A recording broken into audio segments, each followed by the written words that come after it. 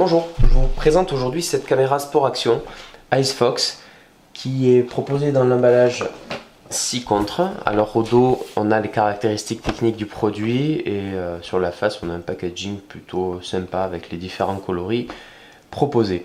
Alors qu'est-ce qui est important de relever au niveau des caractéristiques techniques? On va avoir une résolution d'image pouvant aller jusqu'à 12 mégapixels, c'est-à-dire 4032 pixels en longueur par 3024 pixels en hauteur. On va avoir une résolution vidéo qui peut aller jusqu'au Full HD à raison de 30 images par seconde. Le codec de compression vidéo, c'est le H264, donc c'est celui qui est recommandé pour les uploads sur internet. On a un zoom 4x et une lentille grand angle qui va prendre jusqu'à 170 degrés. Après pour le reste c'est des infos plutôt standards. Au niveau de la mémoire, ça va être une micro SD. La notice indique que l'appareil accède jusqu'à 32 Go. Moi sur la vidéo je teste sur une carte micro SD 64 Go formatée en FAT32 et ça passe sans aucun problème dans la mesure où elle est formatée en FAT32. Voilà. Ensuite, c'est une caméra qui ressemble en tout point à d'autres caméras que j'ai pu tester par le passé, que ce soit au niveau des dimensions, au niveau des accessoires fournis que vous pouvez voir actuellement sur la vidéo sur la table, ou encore au niveau des paramètres proposés dans l'interface de la caméra. Donc, petit tour d'horizon des différents accessoires qui sont présentés.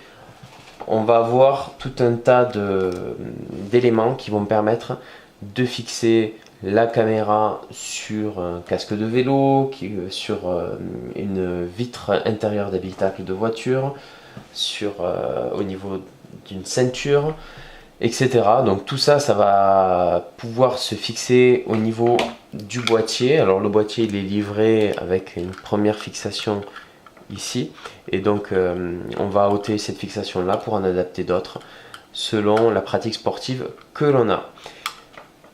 Ensuite on trouve dans la boîte une notice qui est écrite dans différentes langues. Alors ça commence avec de l'anglais, après on a de l'allemand, d'autres langues comme le chinois. Je n'ai pas trouvé de français, donc ça c'est bien dommage de ne pas avoir prévu une traduction française. On a des adaptateurs. Alors celui-là ça va pas trop nous intéresser parce qu'on n'est pas sur une prise format ce qu'on peut trouver en France. Par contre celui-ci va permettre de recharger la batterie de la caméra. Donc la batterie qui se trouve ici, on la retire en déclipsant ici et en enlevant le boîtier. Donc on a une petite batterie qui offre une autonomie de 70 minutes. Et donc pour recharger cette batterie, eh bien on a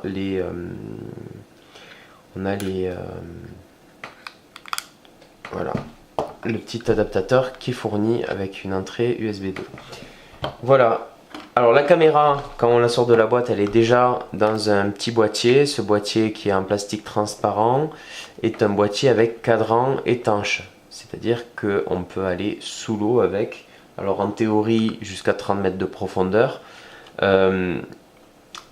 Ça veut dire que il ne faut pas utiliser ce boîtier-là pour les activités sportives de plein air, puisque si c'est un boîtier étanche, le son va forcément être obstrué par ce boîtier-là. Donc il faut, pour les activités de plein air, utiliser ce couvercle-ci qui est ouvert sur les bords et qui permet donc de laisser passer le son pour une meilleure captation sonore.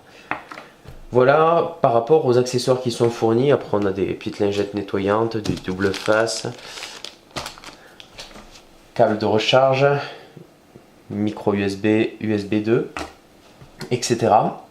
Moi ce que je vous propose, ça va être de tester cette caméra en condition. Alors je vais faire une deuxième partie de vidéo dans laquelle je vais filmer avec cette caméra et donc la carte micro SD 64 Go à l'intérieur. Et on verra après le rendu qu'on obtient avec la caméra. Donc quand même je vais allumer le produit histoire qu'on voit l'interface.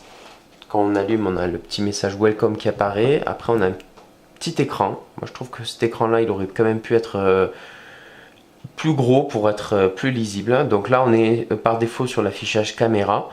On a un petit dessin de caméra en haut à gauche. Quand on appuie sur le bouton mode, on va basculer sur le mode photo. Et le nombre d'étoiles va indiquer la résolution que l'on a, et la qualité de l'image qu'on a retenue. Ensuite, un nouvel appui va permettre d'accéder au stock de photos déjà prises. Donc là, vous voyez une photo que j'ai prise tout à l'heure. Et un nouvel appui, à nouveau, va permettre d'accéder au menu. Et après, on peut se déplacer dans le menu à l'aide des boutons situés sur la tranche latérale droite de la caméra. Donc on va pouvoir modifier la résolution. Et à chaque fois, quand on appuie sur le bouton OK sur la partie supérieure, on peut modifier les paramètres de résolution.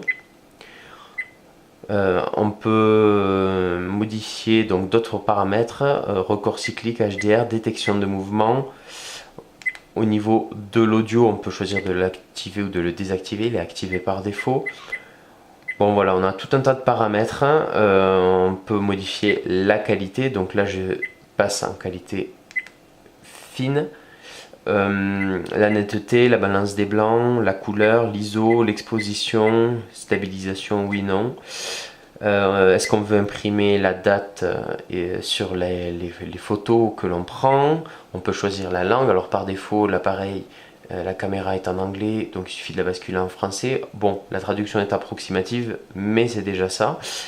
Après, on va pouvoir paramétrer la date et l'heure. Voilà, tout un tas de petites options sympas qui vont permettre de personnaliser un peu les photos et les vidéos que l'on va réaliser avec cet appareil. Allez, je vous retrouve tout de suite pour la suite de cette vidéo dans laquelle je filme avec cette caméra IceFox. Donc on se retrouve dans une deuxième partie de vidéo et je suis en train de filmer avec la caméra Sport Action, donc IceFox.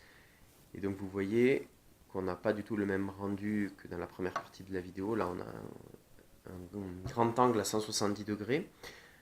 Vous pouvez également juger de la qualité de la restitution sonore, puisque là, la captation du son se fait directement avec le micro intégré dans la caméra. Vous pouvez également juger du rendu au niveau des couleurs par rapport à la première partie de la vidéo. Petit exemple, si je fais défiler quelques pages de la notice, manuel utilisateur.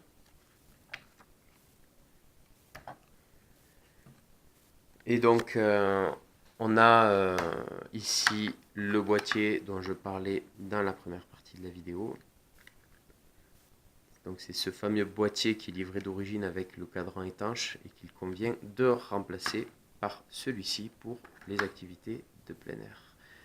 Voilà, avant de vous quitter, je vais quand même prendre une photo avec le mode photo de cette caméra et je la joindrai à mon commentaire de manière à ce qu'on puisse juger de la qualité photo de cette caméra IceFox. Voilà, je vous dis à très bientôt pour un nouveau test. Au revoir.